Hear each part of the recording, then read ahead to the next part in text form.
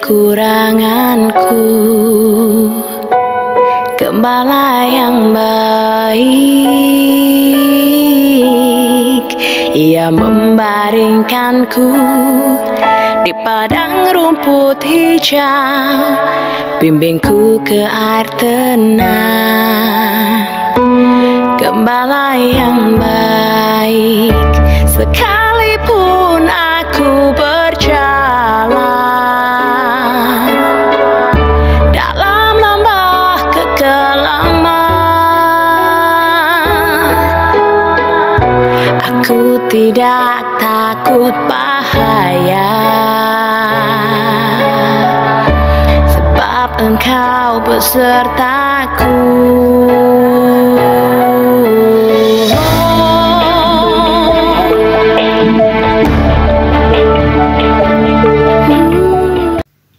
Shalom, puji nama Tuhan. Bapak Ibu Saudara yang kasih dalam Tuhan, kembali kita datang pada pagi hari ini ke hadirat Tuhan. Kita mau memuji dan membesarkan nama Tuhan. Kita mau mendengarkan firman Tuhan. Kita siapkan hati kita akan mulai ibadah kita pada pagi hari ini. Kita angkat pujian kita, ku masuk ke hadirat.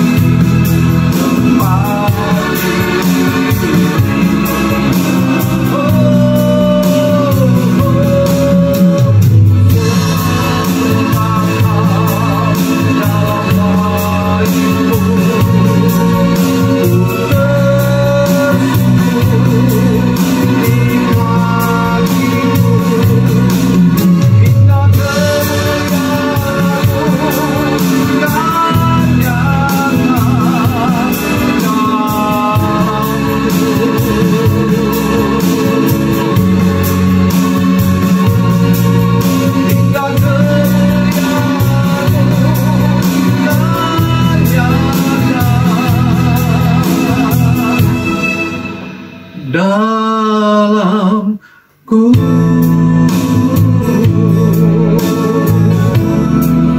kita mengucap syukur buat pertolongan Tuhan. Berterima kasih kepada Tuhan. Terima kasih Tuhan buat kebesaran. Terima kasih atas pimpinan-Mu. Kau sudah menjaga kami sepanjang minggu ini. Hingga pada saat minggu hari ini kami boleh datang lagi ke hadirat-Mu. Terima kasih Tuhan, terima kasih. Saya undang kita semua bangkit berdiri. Kita siapkan hati kita. Kita katakan dengan segenap hati.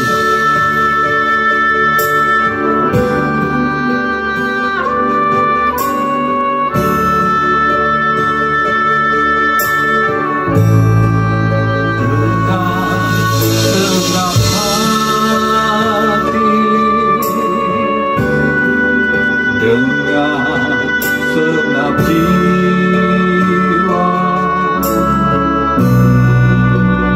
dengan kekuatanku, ku sembah Kau Tuhan.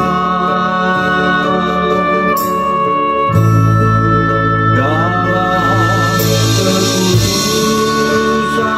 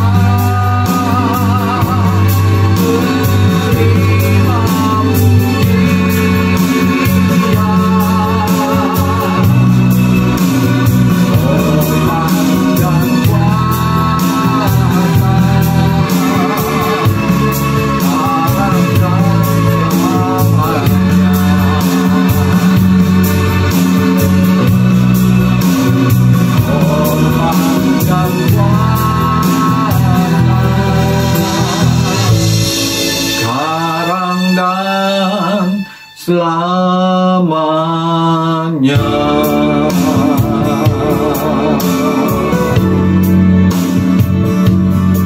Potong dan salam. Jemaat, mari kita berdoa. Pertolongan kita ialah di dalam nama Tuhan yang menjadikan langit dan bumi. Kasih karunia, rahmat dan damai sejahtera dari Allah Bapa dan Tuhan kita Yesus Kristus menyertai engkau.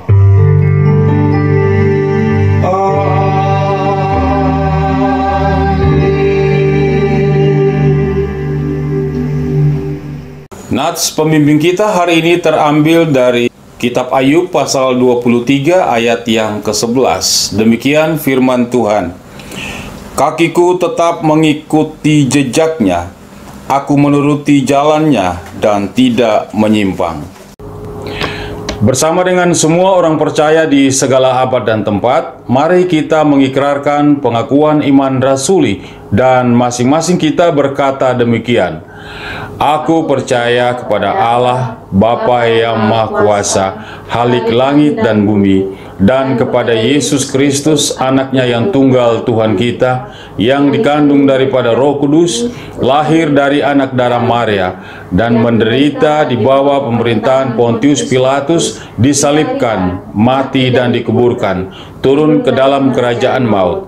Pada hari yang ketiga, bangkit pula dari antara orang mati, naik ke sorga, duduk di sebelah kanan Allah, Bapa yang Maha Kuasa, dan akan datang dari sana untuk menghakimi orang yang hidup dan yang mati. Aku percaya kepada Roh Kudus, gereja yang kudus dan am, persekutuan orang kudus, pengampunan dosa, kebangkitan daging, dan hidup yang kekal. Amin. Shalom Bapak Ibu yang dikasihi oleh Tuhan.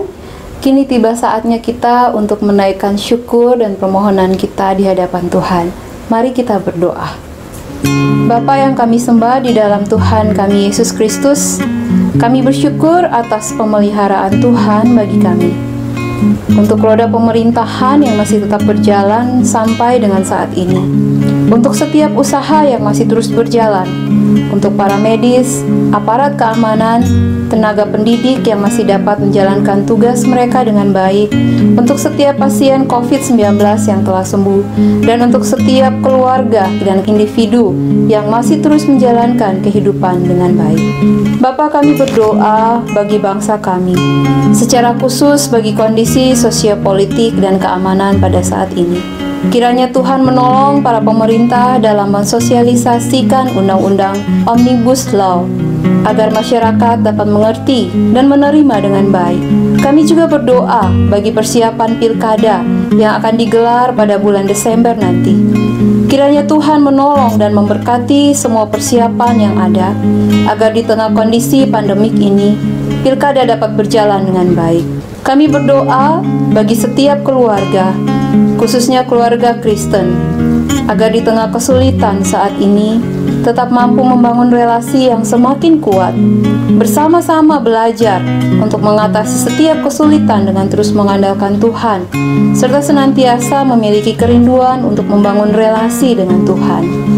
Kiranya Tuhan menolong setiap kepala keluarga agar bisa mengajak anggota keluarganya mengadakan mesbah keluarga secara rutin, sehingga setiap anggota keluarga menjadi dekat dan bertumbuh dalam Kristus dan menjadi berkat bagi keluarga-keluarga yang lain. Kami berdoa bagi seluruh gereja Tuhan di Indonesia. Kiranya Tuhan memampukan setiap orang percaya agar tetap menjadi berkat di tengah situasi yang sulit ini, dengan tetap menjaga keamanan dan ketertiban bangsa, juga mentaati setiap prosedur kesehatan yang telah ditetapkan oleh pemerintah. Ya Tuhan, tolonglah setiap orang percaya agar dapat tetap produktif di tengah masa krisis ini dengan menggunakan seluruh waktu, talenta, relasi, pekerjaan untuk memuliakan Tuhan dan kebaikan sesama. Kami juga berdoa bagi para misionaris di seluruh dunia, khususnya para misionaris Gereja Misi Injili Indonesia atau GMII. Kiranya Tuhan terus meneguhkan iman mereka dalam menghadapi setiap kesulitan yang ada. Berkatilah pertumbuhan iman setiap orang yang mereka layani, dan kiranya Tuhan memelihara kehidupan setiap misionaris dan seluruh keluarga mereka. Demikianlah syukur dan permohonan kami yang kami naikkan hanya di dalam satu nama yang telah mengajarkan kami berdoa. Bapa kami yang di sorga, dikuduskanlah namamu, datanglah kerajaanmu, jadilah kehendakmu di bumi seperti di surga. Berilah kami pada hari ini makanan kami yang secukupnya, dan ampunilah kami akan kesalahan kami, seperti kami juga mengampuni orang yang bersalah kepada kami. Dan janganlah membawa kami ke dalam pencobaan, tapi lepaskanlah kami daripada yang jahat. Karena Engkaulah yang punya kerajaan, dan kuasa, dan kemuliaan, sampai selama-lamanya. Amin. Puji nama Tuhan, tiba saatnya kita akan membaca Mazmur. Mari kita membuka Mazmur pasal 99 ayat 1 sampai 9. Mazmur pasal 99 ayat 1 sampai 9. Tuhan itu Raja, maka bangsa-bangsa gemetar. Ia duduk di atas kerub-kerub, maka bumi goyang. Tuhan itu maha besar di Sion, dan ia tinggi mengatasi segala bangsa. Biarlah mereka menyanyikan syukur bagi namamu yang besar dan dahsyat. Kuduslah ia, Raja yang kuat, yang mencintai hukum. Engkaulah yang menegakkan kebenaran, hukum dan keadilan di antara keturunan Yakub. Engkaulah yang melakukannya. Tinggikanlah Tuhan Allah kita, dan sujudlah menyembah kepada tumpuan kakinya, kuduslah ia. Musa, Harun di antara imam-imamnya, dan Samuel di antara orang-orang yang menyerukan namanya. Mereka berseru kepada Tuhan, dan ia menjawab mereka. Dalam tiang awan ia berbicara kepada mereka. Mereka telah berpegang pada peringatan-peringatannya dan ketetapan yang diberikannya kepada mereka. Tuhan Allah kami, Engkau telah menjawab mereka. Engkau Allah yang mengampuni bagi mereka, tetapi yang membalas perbuatan-perbuatan mereka. Tinggikanlah Tuhan Allah kita, dan sujudlah menyembah di hadapan gunungnya yang kudus, sebab kuduslah Tuhan Allah kita. Amin. Puji nama Tuhan, tiba saatnya kita akan memuji dan membesarkan nama Tuhan. Mari kita angkat pujian kita, seperti Mazmur yang kita baca tadi mengatakan, biarlah mereka menyanyikan syukur bagi namamu yang besar dan dahsyat. Kuduslah ia. Bangkit, serukan nama Yesus.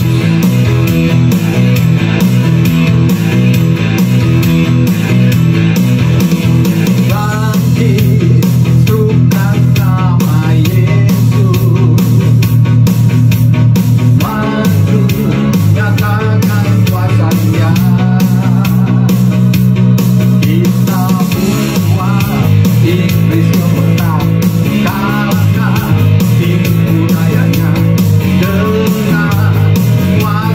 namanya.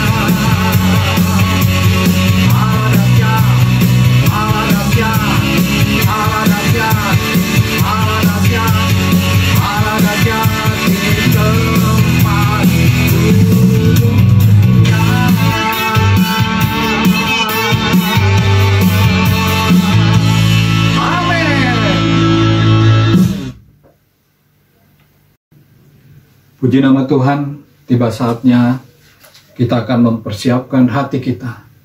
Kita akan menyembah Tuhan. Kita katakan, Allah Roh Kudus, penuhi kami.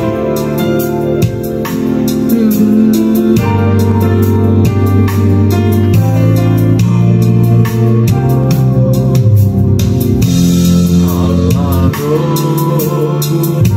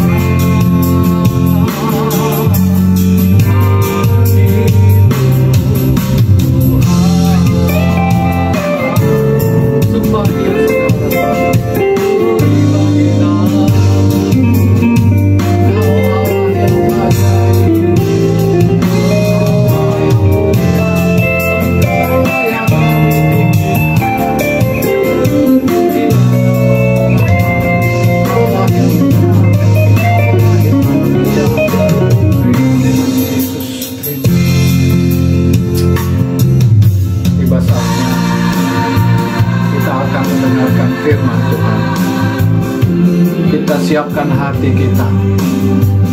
Kita katakan seperti rusa rindu sungai.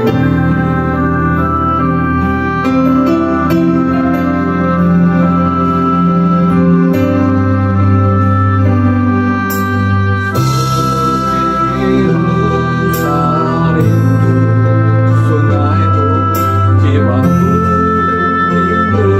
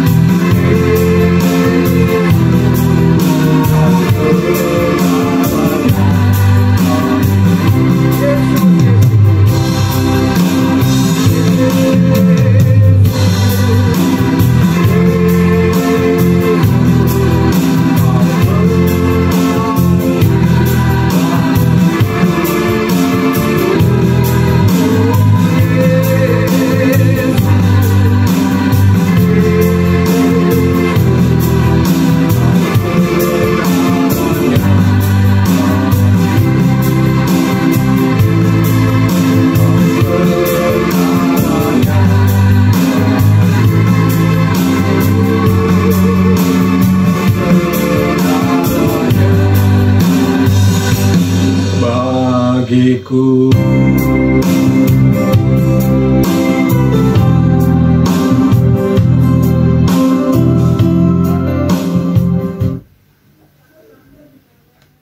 Mari kita berdoa.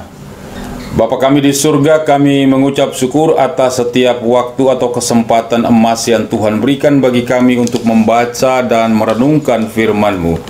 Kami mohon agar Tuhan sendiri akan memberikan kami pencerahan sehingga kami dapat mengerti kebenaran Tuhan.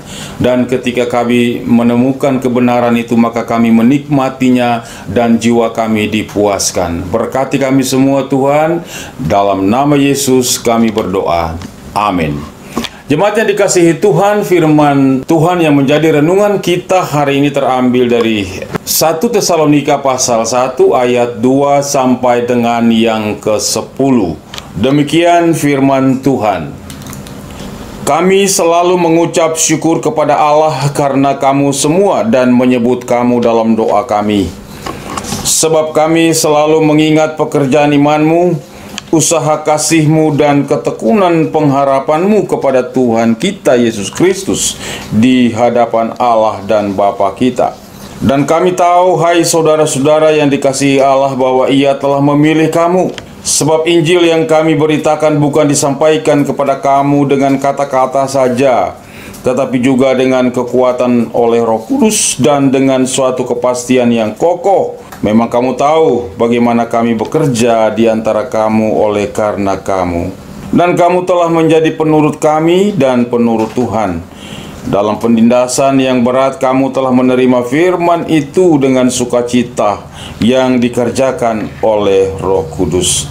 Sehingga kamu telah menjadi teladan untuk semua orang yang percaya di wilayah Makedonia dan Akhaya. Karena dari antara kamu firman Tuhan bergema bukan hanya di Makedonia dan Akhaya saja, tetapi di semua tempat telah tersiar kabar tentang imanmu kepada Allah, sehingga kami tidak usah mengatakan apa-apa tentang hal itu. Sebab mereka sendiri bercerita tentang kami, bagaimana kamu sambut dan bagaimana kamu berbalik dari berhala-berhala kepada Allah untuk melayani Allah yang hidup dan yang benar, dan untuk menantikan kedatangan anaknya dari sorga yang telah dibangkitkannya dari antara orang mati, yaitu Yesus yang menyelamatkan kita dari murka yang akan datang. Demikian firman Tuhan. Berbahagialah kita yang membaca, merenungkan, dan melakukannya dalam kehidupan setiap hari. Terpujilah Tuhan kita Yesus Kristus. Jemaat yang dikasihi Tuhan, sebuah pertanyaan bagi kita orang tua.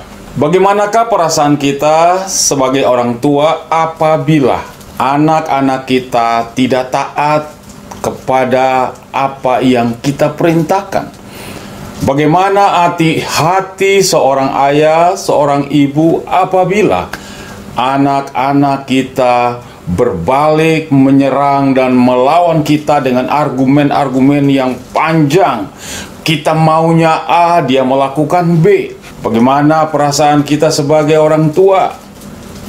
Kita telah menyekolahkan mereka dan menikmati pengetahuan yang banyak, tetapi kemudian mereka gagal. Mereka gagal oleh karena pergaulan dunia, entah oleh karena narkoba, entah oleh karena pergaulan bebas, mengikuti teman dan sebagainya, membuang banyak waktu, sehingga investasi keuangan yang sudah dikeluarkan untuk menempuh studi yang tinggi tetapi kemudian gagal total. Bagaimana perasaan orang tua? bahwa mereka telah menyia-nyiakan kasih, karunia, dan cinta sebagai orang tua kepada anak-anak. Hal ini juga yang dapat menjadi pemikiran kita, bagaimanakah perasaan Tuhan Allah kepada kita. Bagaimana perasaan Tuhan terhadap kita apabila kita mengabaikan apa yang Ia inginkan, apa yang Ia rindukan untuk kita laksanakan dalam kehidupan setiap hari. Orang Israel sebagai bangsa pilihan Allah, sebagai umat Tuhan, telah diberikan 10 hukum sebagai patokan hidup mereka sehari-hari. Bagaimana mereka menyembah Tuhan, mengenal Tuhan, dan juga bagaimana mereka hidup sehari-hari dengan sesama saudara yang lain. Alkitab mengatakan bahwa mereka pun gagal menjadi penurut-penurut Tuhan. Mereka gagal untuk mengikuti Tuhan. Mereka gagal untuk melakukan firman Tuhan dalam kehidupan setiap hari. Bukankah itu juga menjadi pengalaman kita? Tema renungan kita hari ini adalah menjadi penurut-penurut Allah. Menuruti apa yang Tuhan Allah mau adalah sebuah perjuangan yang berat. Bukankah banyak dari kita untuk mentaati apa yang Tuhan mau? Bahkan sebagian orang mengatakan kita tidak mampu untuk taat 100%. Kita bisa gagal di dalam perjalanan hidup ini. Kita bisa gagal untuk menuruti Dia. Dan memang itu kenyataan.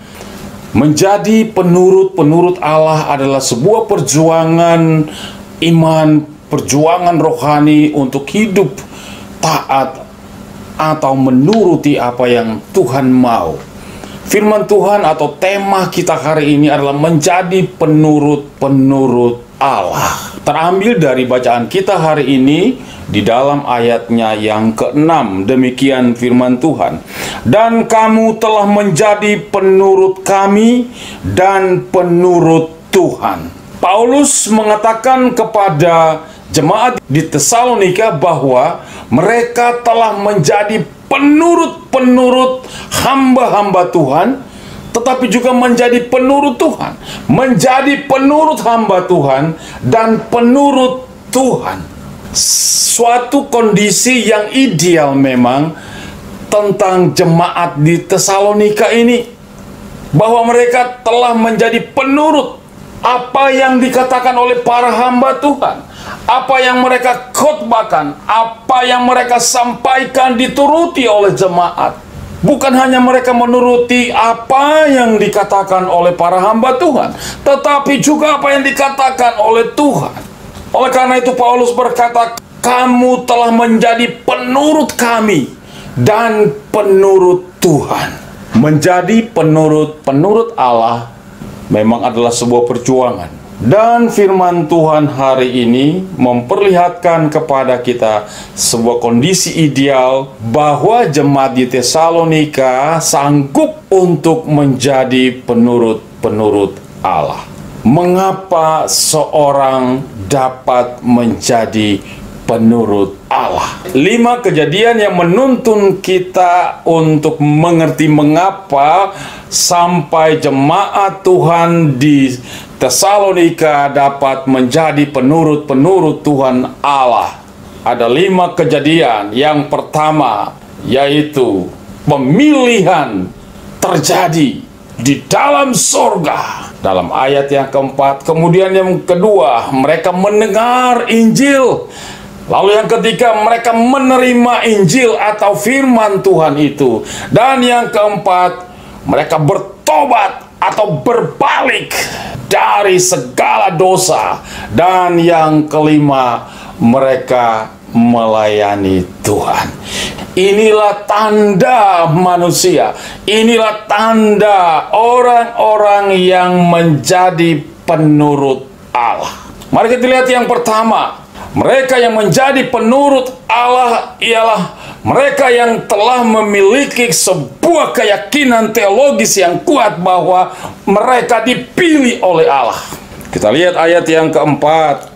Demikian firman Tuhan. Dan kami tahu, hai saudara-saudara yang dikasihi Allah, bahwa Ia telah memilih kamu.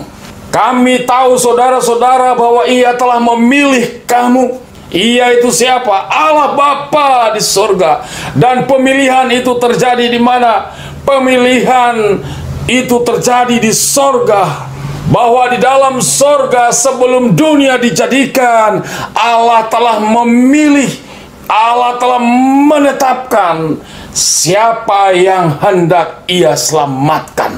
Predestinasi, penetapan Allah, orang-orang yang Ia pilih untuk menjadi anak-anaknya untuk diselamatkan. Terjadi di mana? Terjadi dalam surga. Dan dalam Efesus pasal 1 ayat 3 dan 4 dikatakan bahwa kamu dipilih. Kamu dipilih sebelum dunia ini dijadikan. Menjadi penurut Allah harus memiliki pemahaman tentang dirinya bahwa ia telah dipilih oleh Allah.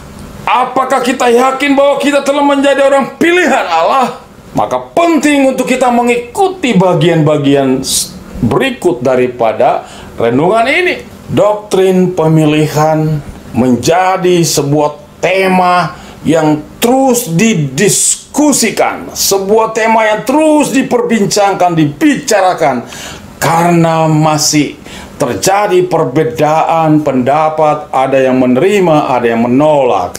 Jemaat yang dikasihi oleh Tuhan Yesus Kristus, bahwa Alkitab, baik perjanjian lama sampai dengan perjanjian baru, bertaburan ayat-ayat firman Tuhan yang berbicara tentang pemilihan Allah. Mengapa Allah memilih Abraham? Mengapa Allah memanggil Abraham?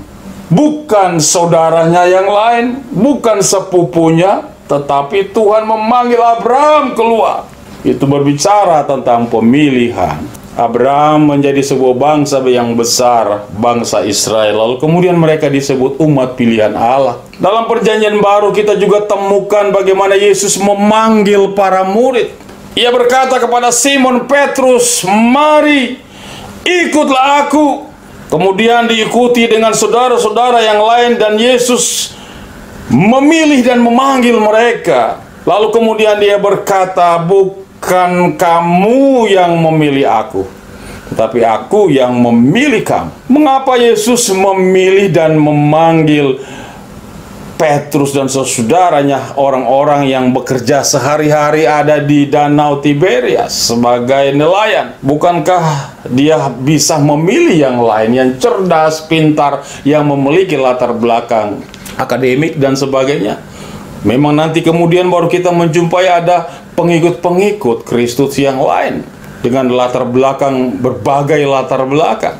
Perjanjian baru mengajarkan kepada kita bahwa pemilihan Allah kepada orang-orang yang hendak Ia selamatkan adalah sesuatu yang diajarkan di dalam Alkitab. Bagaimana seseorang dapat menjadi penurut Allah kalau dia belum dipilih oleh Tuhan? Bagaimana seorang menjadi penurut Allah kalau dia belum punya keyakinan bahwa aku adalah orang pilihan Allah yang memiliki relasi dengan Tuhan, supaya aku memiliki kekuatan untuk menuruti Allah?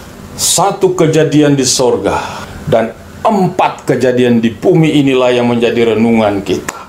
Yang pertama tadi, mengerti, menghayati bahwa penurut-penurut Allah adalah mereka yang sudah mengalami dan meyakini bahwa dirinya adalah anak pilihan Allah. Itu yang pertama. Yang kedua, Allah bekerja di dalam surga sebelum dunia dijadikan. Ia memilih. Dia memilih, maka pemilihan itu harus menjadi nyata di bumi ini. Siapa yang hendak Dia selamatkan? Pemilihan itu harus menjadi real di dalam dunia. Dan kenyataan itu akan dinyatakan melalui pemberitaan Injil. Ayat yang kelima, firman Tuhan berkata, "Sebab Injil yang kami beritakan diberitakan, bukan disampaikan kepada kamu dengan kata-kata saja, tetapi juga dengan kekuatan oleh Roh Kudus dan dengan kepastian yang kokoh. Mereka yang menjadi penurut-penurut Allah, ada mereka yang telah mendengar Injil, yang mendengar firman Tuhan. Paulus dan teman-teman memberitakan Injil kepada mereka yang ada di Tesalonika, dan Injil itu diberitakan. Pemilihan Allah, orang-orang yang akan diselamatkan, yang sudah ditetapkan di dalam surga sebelum dunia dijadikan, harus dinyatakan melalui pemberitaan Injil. Jemaat yang dikasihi Tuhan, jadi kita memberitakan Injil, menyampaikan firman Tuhan, memberikan pelayanan, melaksanakan misi adalah dalam rangka menjangkau orang-orang pilihan Allah yang sudah direncanakan di dalam sorga.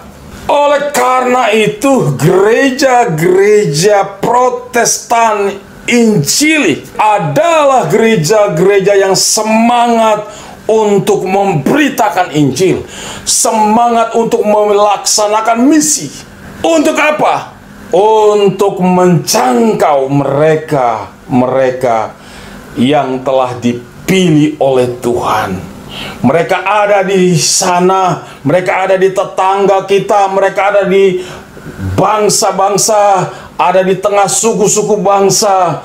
Disinilah hakikatnya kita melaksanakan misi, memberitakan Injil, menjangkau orang-orang yang akan diselamatkan oleh Tuhan. Pelayanan misi adalah pelayanan untuk menjangkau mereka yang telah ditetapkan oleh Tuhan untuk diselamatkan. Itu kejadian di dunia ini untuk merealisasikan rencana Tuhan yang besar terhadap umat pilihannya. Injil diberitakan, firman Tuhan disampaikan. Yang ketiga, ketika firman Tuhan itu disampaikan, maka ada yang menerima firman itu. Itu yang ketiga. Kita lihat ayat yang ke-6. Dan kamu telah menjadi penurut kami dan penurut Tuhan, dan dalam pendinasan yang berat kamu telah menerima firman itu. Ayat ini menjelaskan kepada kita bahwa mungkin saja ketika Paulus dan timnya memberitakan Injil, mereka sedang mengalami tantangan, ujian yang berat di dalam hal memberitakan Injil. Mereka mungkin saja sedang mengalami kesulitan, mereka diancam oleh bahaya dan sebagainya. Tetapi karena mereka bersemangat untuk terus memberitakan Injil, firman Tuhan berkata bahwa di dalam penderitaan, di dalam kesulitan, di dalam persoalan, di dalam tantangan, kamu telah menerima firman itu. Mengapa demikian? Oleh karena firman Tuhan berkata bahwa Rasul Paulus dan teman-temannya memberitakan Injil itu bukan hanya dengan kata-kata yang hebat, bukan hanya dengan bahasa-bahasa yang baik, bukan hanya dengan kalimat-kalimat yang mempesona, tetapi di balik itu ada kekuatan Roh Kudus yang merubah hati orang untuk percaya kepada Injil, yang merubah hati orang untuk menerima Yesus sebagai Tuhan dan Juru Selamatnya. Itu adalah kekuatan Allah Roh Kudus di balik perkataan dan pemberitaan hamba-hamba Tuhan. Jemaat yang dikasihi oleh Tuhan Yesus Kristus, hal ini mengajarkan kepada kita agar supaya kita tetap memberitakan Injil, kita tetap melayani. Yang membuat orang menerima Injil, menerima firman Tuhan itu adalah Roh Kudus, bukan kekuatan dan kecakapan dan kemampuan kita bertutur kata, bukan dengan kecakapan dan kemampuan kita menggunakan metode-metode penginjilan yang hebat. orang terbuka kepada Injil, hati orang berdosa, hati manusia berdosa terbuka kepada Injil, itu adalah karena pekerjaan Tuhan, itu karena pekerjaan Roh Kudus, bukan pekerjaan manusia. Hal ini menolong kita supaya kita memiliki rasa rendah hati. Apabila pelayanan maju, banyak jiwa-jiwa yang terbuka terhadap Injil. Banyak orang mengaku Yesus adalah Tuhan dan Juru Selamat. Itu adalah karena pekerjaan Tuhan. Itu oleh karena pekerjaan Roh Kudus, bukan pekerjaan kita. Begitu juga ketika kita melayani, memberitakan Injil, mendapat hambatan, mendapat tantangan, dan bahkan dihina, ditolak, diusir, dan sebagainya. Kita tidak berputus asa untuk tetap melayani. Firman Tuhan di dalam Kisah Rasul pasal 13 ayat 48, demikian firman Tuhan. Maka bergembiralah semua orang yang tidak mengenal Allah, memuliakan firman itu. Rasul Paulus memberitakan Injil, dan orang-orang yang tidak mengenal Allah dikatakan mereka bergembira dan memuliakan firman itu. Di dalam kalimat selanjutnya berkata, dan semua orang yang ditentukan untuk hidup kekal menjadi percaya. Saya ulangi, dan semua orang yang ditentukan untuk hidup kekal menjadi percaya. Di sini kita melihat tentang hubungan pemilihan Allah di dalam surga dengan pemberitaan Injil untuk mencapai mereka yang telah dipilih untuk diselamatkan. Ini adalah salah satu ayat yang menjelaskan kepada kita bahwa Allah memilih mereka yang Ia kehendaki untuk diselamatkan. Dan keselamatan itu mereka rasakan dan mereka alami ketika mendengarkan pemberitaan firman Tuhan. Dan ketika mereka mendengar firman Tuhan, maka Allah Roh Kudus menggerakkan hati mereka untuk menjadi percaya. Haleluya, puji Tuhan. Itu poin yang ketiga. Lalu yang keempat, penurut-penurut Allah adalah mereka yang telah bertobat dan berbalik dari berhala. Kita melihat urutan-urutan yang sangat indah. Alkitab jelaskan secara sistematis kepada kita. Penurut Allah ialah mereka yang telah dipilih, ditetapkan di dalam surga. Penurut Allah ialah mereka yang telah mendengar Injil keselamatan dalam Kristus. Penurut Allah yang ketiga adalah mereka yang telah menerima Injil itu, menerima firman Tuhan itu. Dan yang keempat, penurut Allah ialah mereka yang telah bertobat, tinggalkan dosa, tinggalkan berhala-berhala yang membelenggu mereka. Firman Tuhan ayat yang ke-9 berkata, sebab mereka sendiri bercerita tentang kami, bagaimana kamu sambut dan bagaimana kamu berbalik dari berhala-berhala kepada Allah.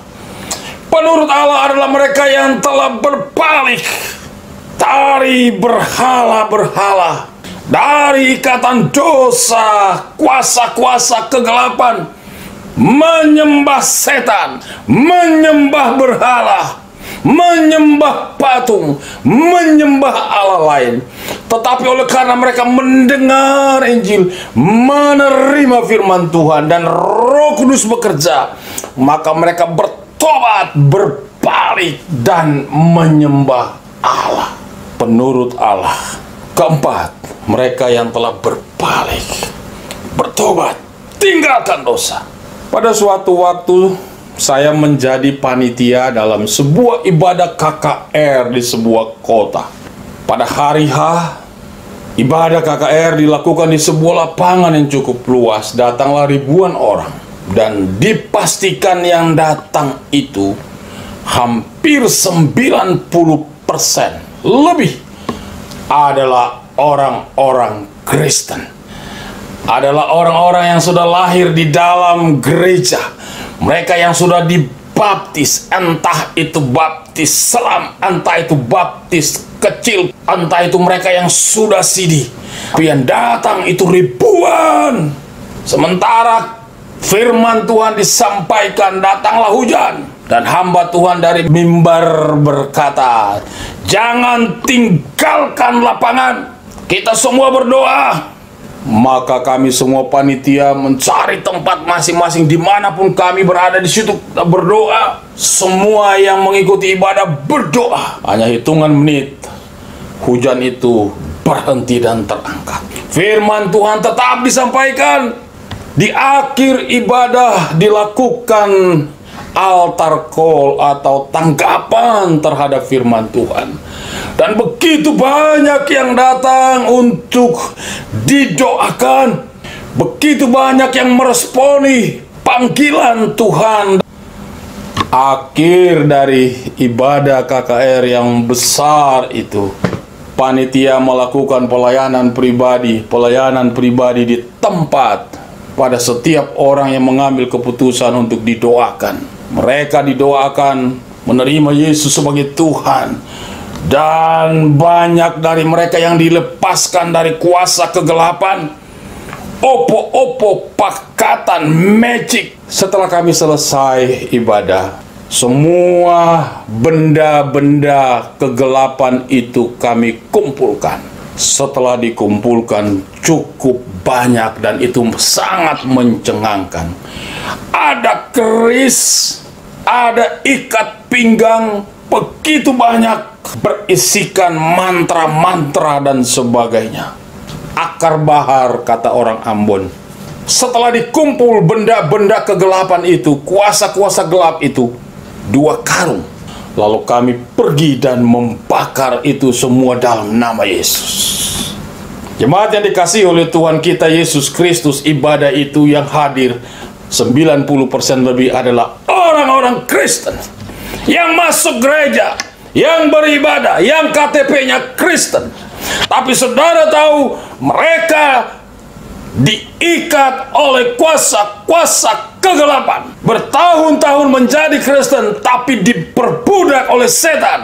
Bertahun-tahun menjadi Kristen, tetapi diikat oleh kepercayaan-kepercayaan yang sia-sia. Bertahun-tahun menjadi Kristen, tapi menggunakan kuasa-kuasa kegelapan. Adalah waktu anugerah bagi mereka yang hadir pada waktu itu. Dan mereka dilayani dan didoakan, dibebaskan, dimerdekakan dari ikatan-ikatan kuasa gelap. Penurut Allah adalah mereka yang telah dimerdekakan dari dosa. Penurut Allah adalah mereka yang telah dimerdekakan dari ikatan okultisme dan kuasa gelap. Penurut Allah ialah mereka yang telah dibebaskan dari segala berhala dan kepercayaan yang sia-sia. Penurut Allah, seperti yang dikatakan oleh Tuhan Yesus, jikalau anak memerdekakan kamu, maka kamu benar-benar merdeka.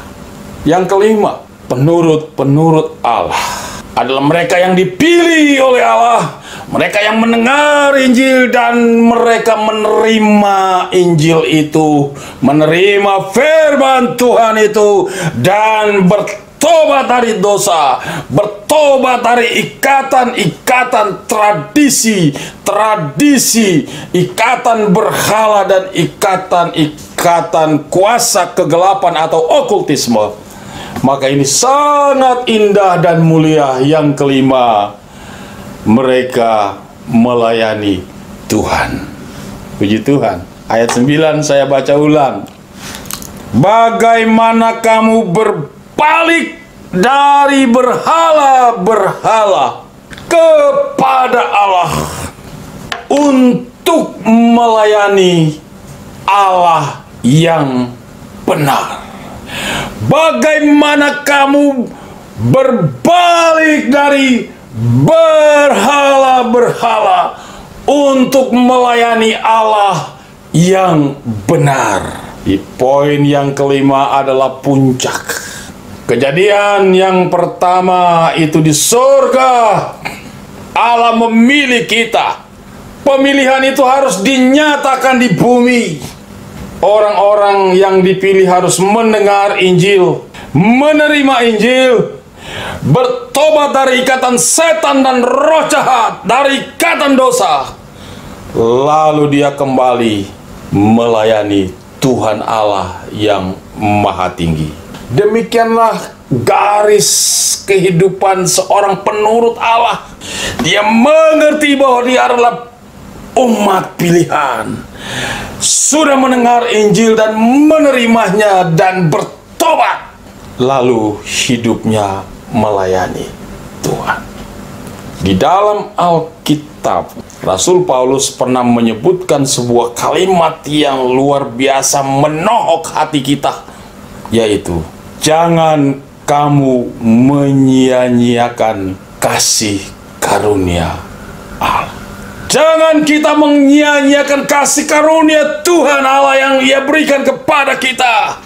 Kita harus sungguh-sungguh melayani Dia, memberikan diri untuk Tuhan. Setelah kita bertobat dan berbalik dimerdekakan, maka kita harus melayani Tuhan. Jadilah penurut Allah. Renungkanlah 5 hal ini. Apakah kita yakin kita adalah anak-anak pilihan Tuhan? Apakah kita sudah mendengar Injil, menerima Injil?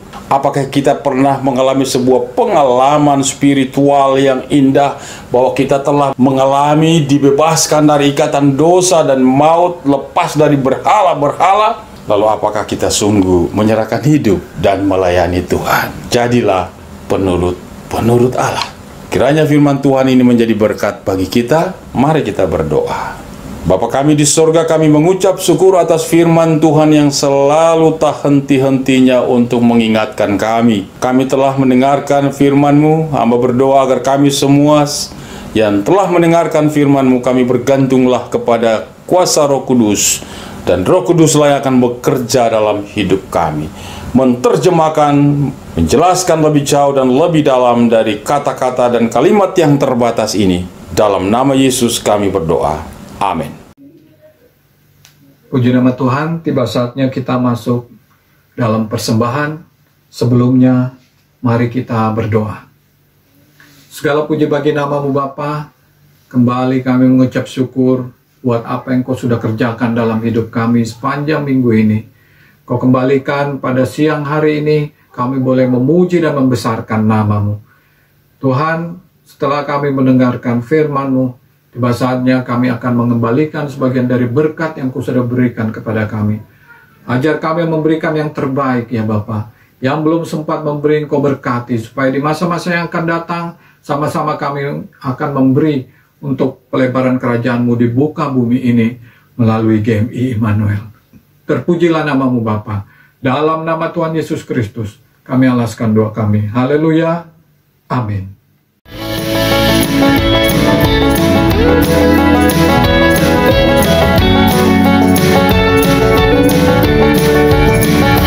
Karena kita buatan Allah, diciptakan dalam Kristus Yesus untuk melakukan perbuatan baik yang Dia persiapkan sebelumnya.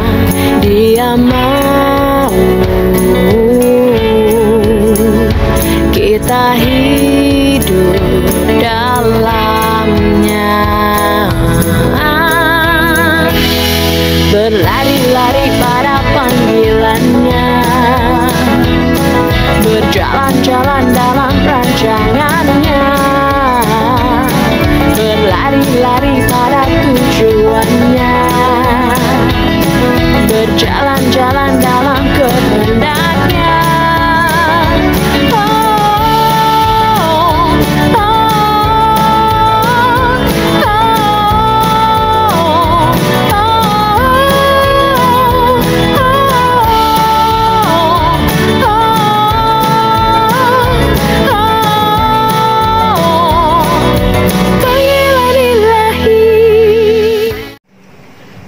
yang dikasihi Tuhan, mari kita berdoa.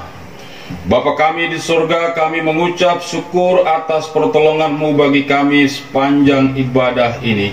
Kami berdoa kepada jemaat Tuhan yang sedang mengalami kesulitan pergumulan dalam hidup mereka. Kami berdoa agar Tuhan memberikan kekuatan dalam menghadapi hidup yang berat. Kami juga berdoa agar dalam kehadiran-Mu mereka makin mengenal dan percaya kepada Engkau, Tuhan yang berkuasa. Kami sangat percaya kepadamu karena Engkau adalah Allah Immanuel, Allah yang senantiasa menyertai kami.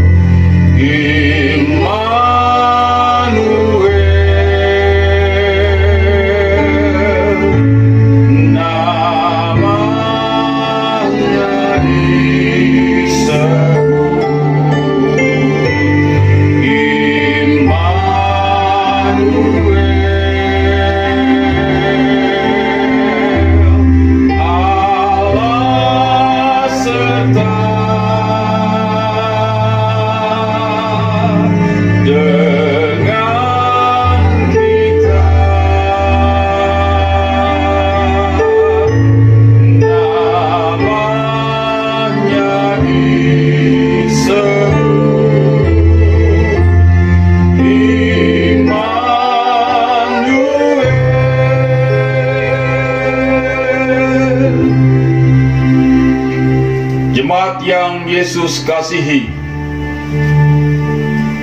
terimalah berkat Tuhan. Tuhan memberkati engkau dan melindungi engkau. Tuhan menyinari engkau dengan wajah-Nya dan memberi engkau kasih karunia. Tuhan menghadapkan wajah-Nya kepadamu dan memberi engkau damai sejahtera.